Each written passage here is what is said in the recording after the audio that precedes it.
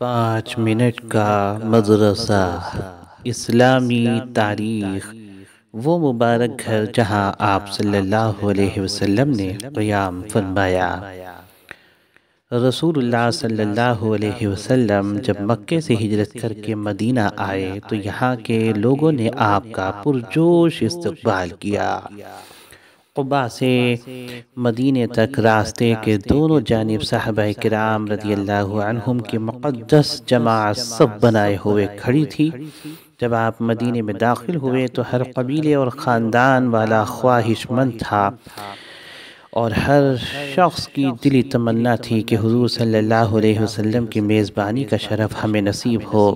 چنانچہ آپ کی خدمت میں اونٹنی کی نکیل پکڑ کر ہر ایک عرض کرتا کہ میرا گھر، میرا مال اور میری جان سب کچھ آپ کے لیے حاضر ہے، مگر آپ انہیں دعائے خیر و برکت دیتے اور فرماتے اونٹنی کو چھوڑ دو، یہ اللہ کے حکم سے چل رہی ہے، جہاں اللہ کا حکم ہوگا وہیں ٹھہرے گی۔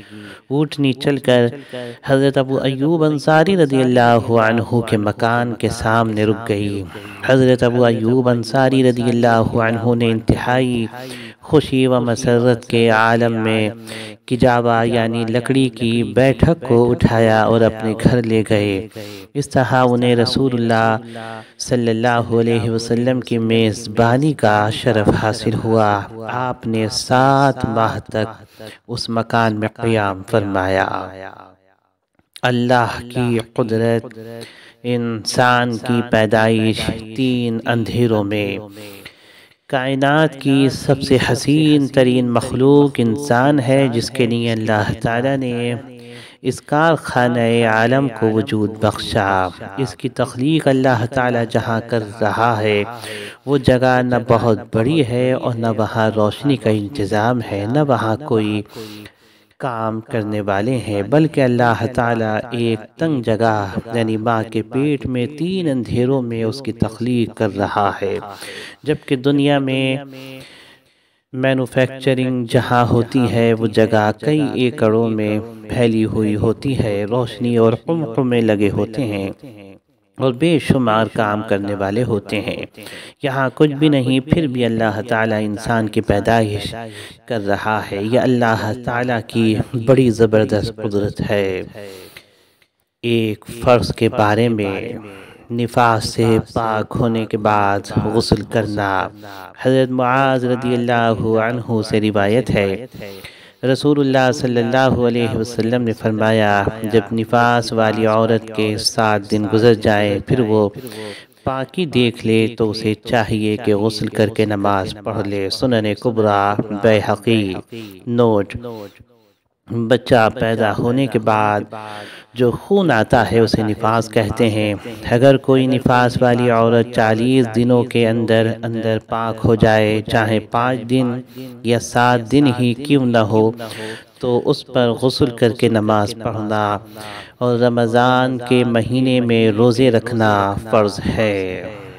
ایک سنت کے بارے میں وضو میں 3 مرتبہ کلی کرنا۔ حضرت علی رضی اللہ عنہ سے روایت ہے، رسول اللہ صلی اللہ علیہ وسلم کے وضو کی کیفیت بیان کرتے ہوئے فرماتے ہیں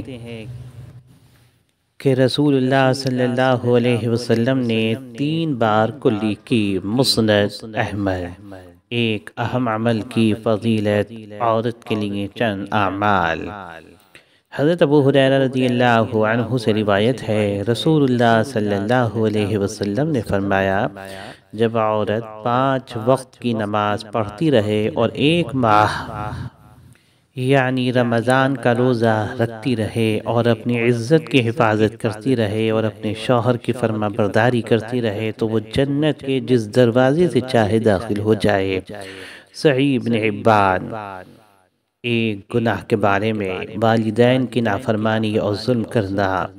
حضرت جابر بن عبداللہ رضی اللہ عنہ سے روایت ہے، رسول اللہ صلی اللہ علیہ وسلم نے فرمایا، تم ظلم و ستم کرنے سے بچو، کیونکہ ظلم و ستم کی سزا دوسری سزاؤں کے مقابلے میں سب سے جلدی ملتی ہے اور والدین کی نافرمانی سے بچو۔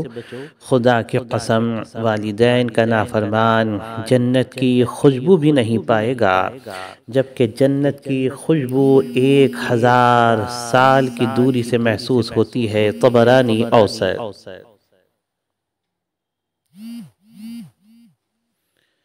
دنیا کے بارے میں 2 عادتیں۔ حضرت عبداللہ بن عمرو رضی اللہ عنہ سے روایت ہے، رسول اللہ صلی اللہ علیہ وسلم نے فرمایا، جو شخص دینی معاملے میں اپنے سے بلند شخص کو دیکھ کر اس کی پیروی کرے اور معاملے میں اپنے سے کمتر کو دیکھ کر اللہ تعالیٰ کی عطا کردہ فضیلت پر اس کی تعریف کرے تو اللہ تعالیٰ اس کو ان 2 عادتوں کی وجہ سے صبر کرنے والا اور شکر کرنے والا لکھ دیتا ہے۔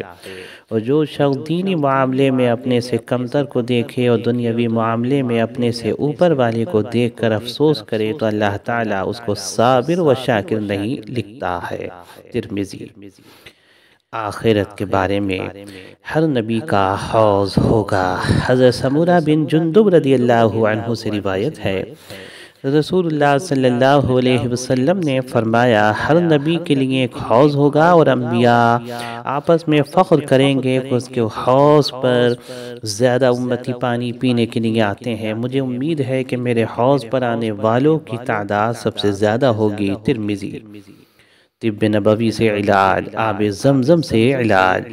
حضرت عباس رضی اللہ عنہ سے روایت ہے، رسول اللہ صلی اللہ علیہ وسلم نے فرمایا، زمین پر سب سے بہترین پانی آب زمزم ہے، یہ کھانے والے کے لیے کھانا اور بیمار کے لیے شفا ہے۔ طبرانی اوسط۔ قرآن کی نصیحت۔ اے ایمان والو، جب تم میں سے کوئی مرنے کے قریب ہو تو وصیت کرتے وقت آپس کے معاملات طے کرنے کے لیے گواہ بنانے کا طریقہ یہ ہے کہ تم میں سے 2 دیانتدار آدمی ہو جو تمہاری وصیت کے گواہ بنے، یا اگر تم زمین میں سفر کر رہے ہو اور وہیں تمہیں موت کی مصیبت پیش آ جائے تو غیروں یعنی غیر مسلموں میں سے 2 شخص ہو جائیں۔ سورہ مائدہ آیت نمبر 106۔